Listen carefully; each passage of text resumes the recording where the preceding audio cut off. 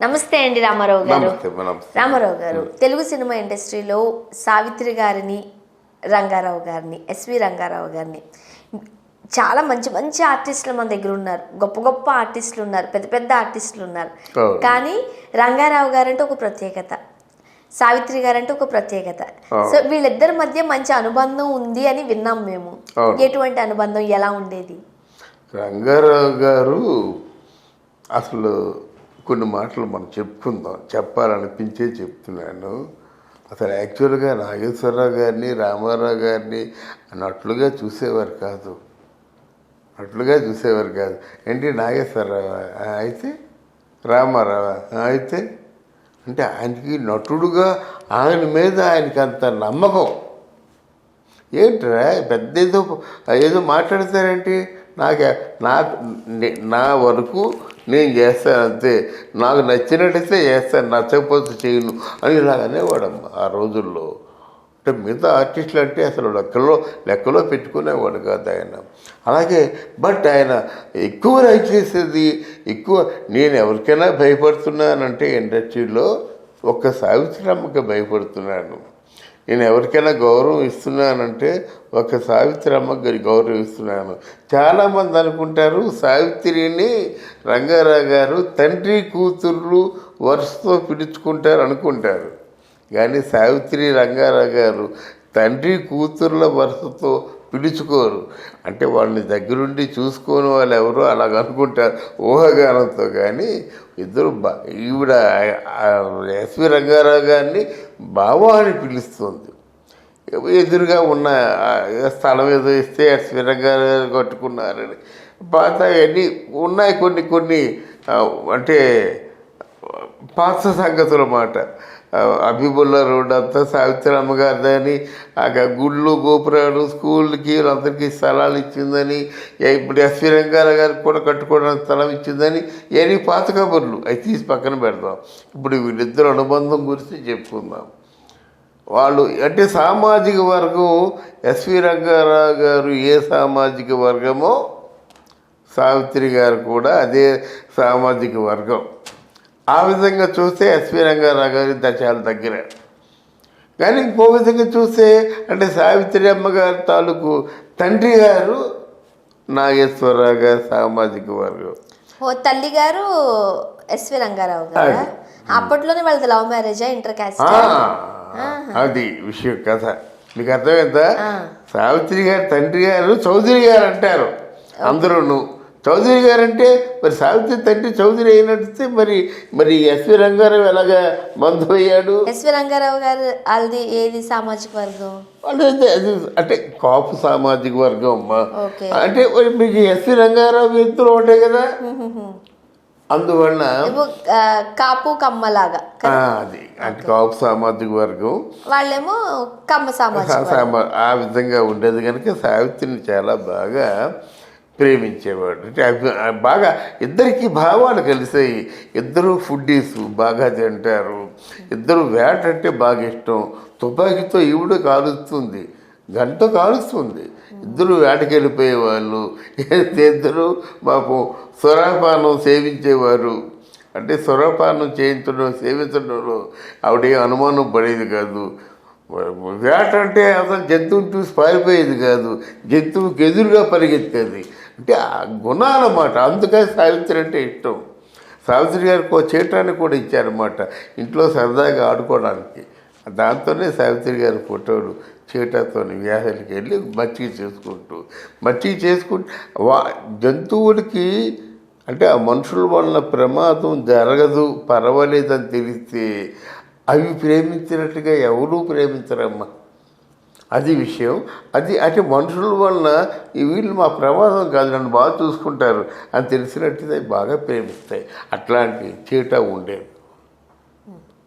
అయితే ఇక మీ మంచి మనుషులు అనే సినిమా యాక్ట్ చేస్తున్నారు వీళ్ళిద్దరూ. యాక్ట్ చేస్తున్నారు. పబ్లిక్ ప్రాసిక్యూటర్గా మన ఎస్వి రంగారావు యాక్ట్ చేస్తున్నాడు. ఈ ఒక ముద్దాయి తరఫున లాయర్గా, అంటే ముద్దాయి తరఫునటువంటి లాయర్గా ఈ సావిత్రమ్మ యాక్ట్ చేస్తుంది. ముద్దాయి ఎవరు? నాగేశ్వరరావు. అది అభియోగం ఏంటి? ఎవరో ఒక అమ్మాయిని హత్య చేసి పారిపోతాడు, ఎవరో తెలియదు, కానీ ఆ హత్య నేరం నాగేశ్వరరావు మీద మోపబడుతుందన్నమాట. సావిత్రి గారు దాన్ని నమ్మరు, తప్పకుండా ఈ హత్య చేయలేదు అని చెప్తుందన్నమాట. కానీ వాడు అలాగే ముద్దాయి నిరూపిస్తారన్నమాట, వీడే ఈ హత్య చేశారని. పబ్లిక్ ప్రాసిక్యూటర్ ఎస్వి రంగారావు కూడా నాగేశ్వరరావు హత్య చేశారని చెప్తుంటారన్నమాట. అయితే లాస్ట్లో క్లైమాక్స్లో వాదించే సన్నివేశం ఒకటి ఉంది. ఆ సన్నివేశం ఏంటంటే, ఆత్రేయ గారు రాలేదు, డైలాగ్ రాయాలి. ఆది సుబ్బారావు గారి కోపం ఎక్కువ.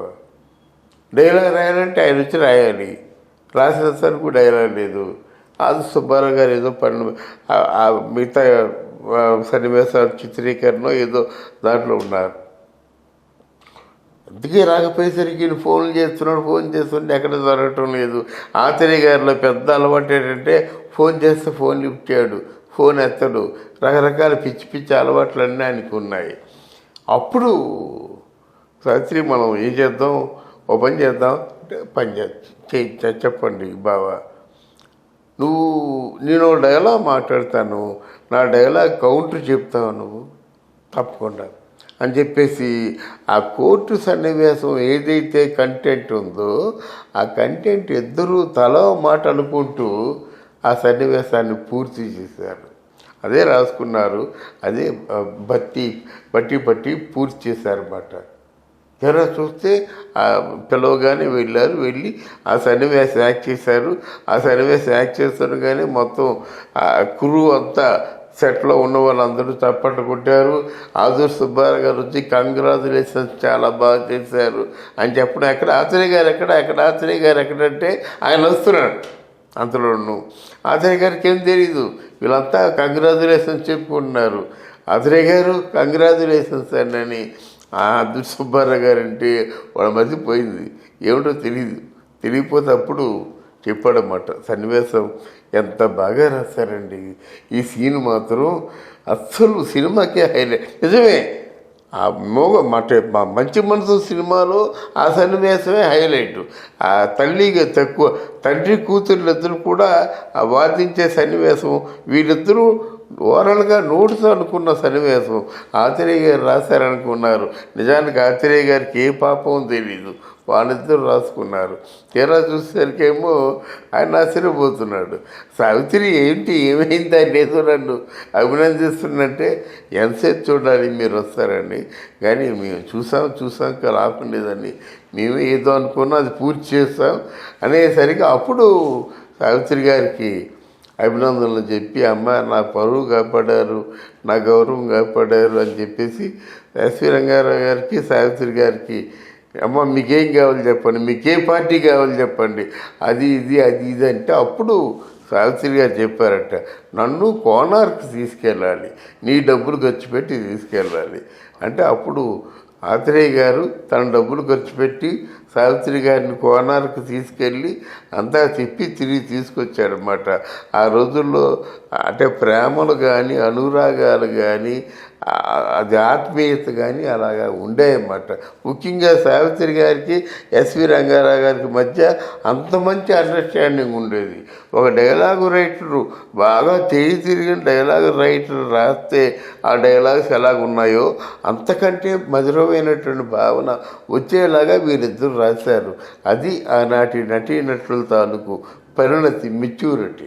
మంచి విశేషాలు తెలియజేశారండి. థ్యాంక్ యూ అమ్మా, థ్యాంక్ యూ.